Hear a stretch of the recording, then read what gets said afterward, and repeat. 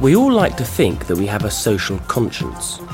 We want to do the right thing, and we believe that if we could, we would try to help people who are less fortunate than ourselves. But it's still inspiring to see other people putting these thoughts into action.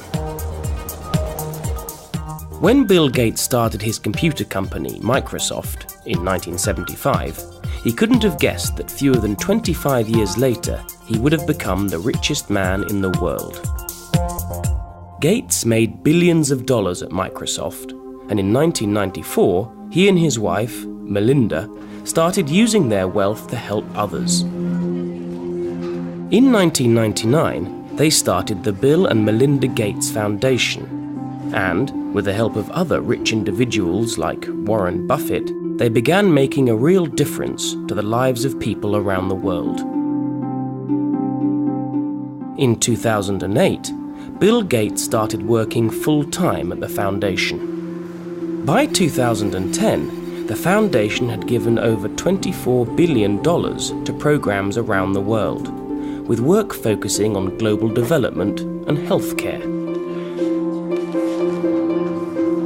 Much of this work focused on preventable diseases that affect the developing world.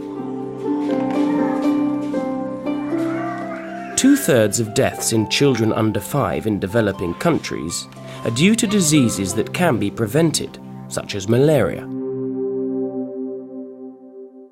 Malaria is spread by the bite of a mosquito, and it causes nearly 1 million deaths every year. 95% of these deaths are in Africa, and 85% of those who die are under 5 years of age. But you don't need to be wealthy to make a difference to people's lives. The day-to-day work of an individual can be just as important as the huge resources of a billionaire's foundation. Sometimes, you just need to have the time and the desire to help make a real difference. This is Pam Llewellyn, a nurse from a small town called Upton in England. When Pam retired at the age of 59, she knew that she wasn't ready to simply stop helping people. And just a year later, she was living in a remote rural town in Uganda in East Africa, using her experience as a nurse and working as a member of an organisation called Voluntary Service Overseas, or VSO. So, were her family surprised at her decision to give up her comfortable life in England to go and work in Africa? I don't think they were surprised, really. They know that during my life I've done slightly different things. I retired at 59 knowing that I wanted to do something different and exciting, and that was the beginning of my VSO journey and the beginning of my first ever visit to Africa and my beginning of understanding diseases like malaria.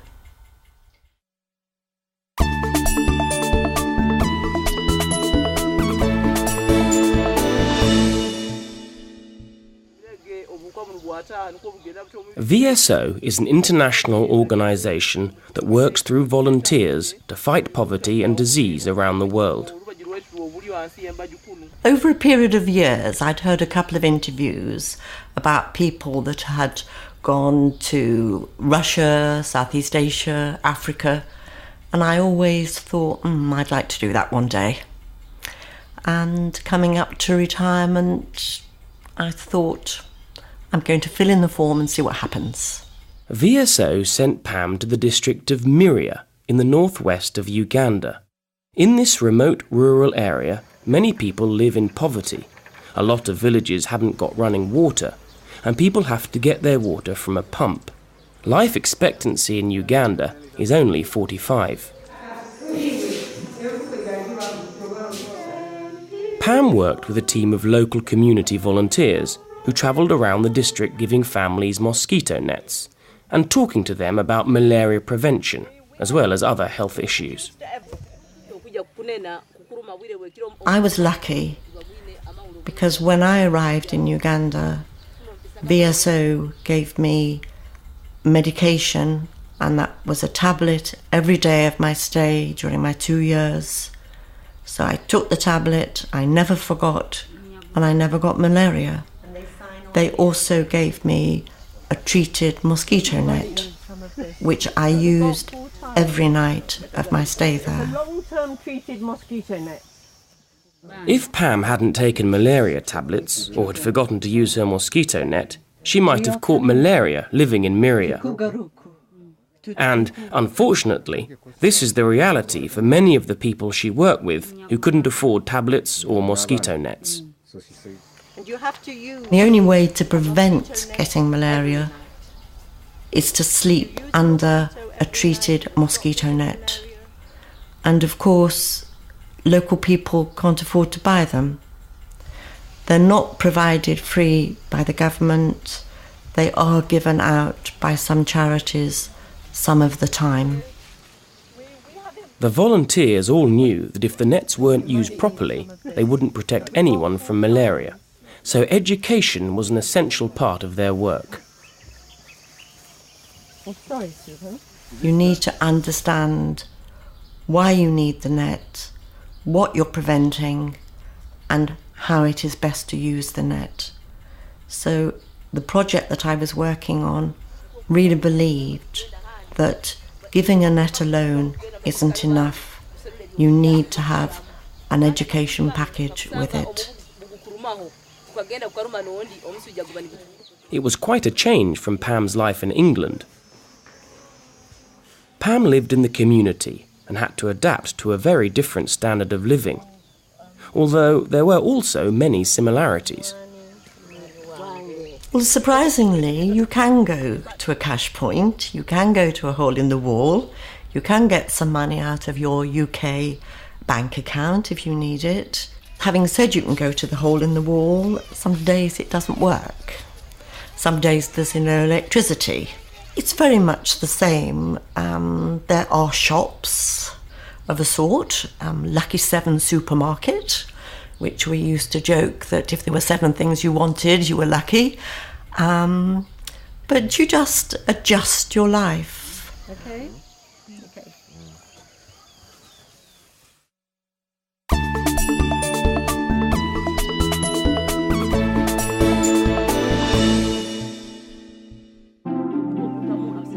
Pam spent 2 years in Uganda and became part of the community in Miria. Through her work, she didn't just help to change the lives of many people she cared for, she changed her own life too. I don't think I will ever be the same again. I feel differently about how I live here. I feel differently about how my family live. And I've now been back over a year, and I still haven't been into a big supermarket. If Pam hadn't gone to Uganda, she would have missed out on a life-changing experience. But is there anything that she would do differently if she could do it all again? If I were to have the experience again, I probably would have done more homework before I left. I bought the guide to Uganda and I bought a map. And I thought that was probably enough preparation. If I could do it again, I probably would make more effort to contact more people who had actually been in Uganda as a volunteer or working short term, so that I could have been better prepared for what to expect professionally and culturally, from first hand rather than from a book. Many people are surprised at Pam's decision to start work for VSO at the age of 60, but she believes that waiting until she retired was a good thing. I don't think I could have done this when I was younger. I wouldn't have had the confidence to do it. I wouldn't have had the skills to have done what I actually did in Miria as a nurse. And I don't think I would have survived very well. I don't know, but personally, for me, I think it was the right time. and it would not have worked so well had I gone when I was younger. And what was the most rewarding part of her 2 years in Uganda?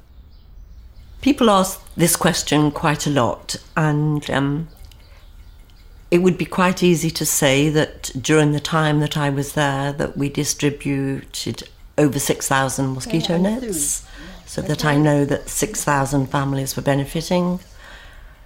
But it was the friendships and the people that I met and that contact with ordinary people in Africa and visiting their homes, sitting on the floor in their mud hut, laughing over something, is a joy and an experience that I don't think you can buy.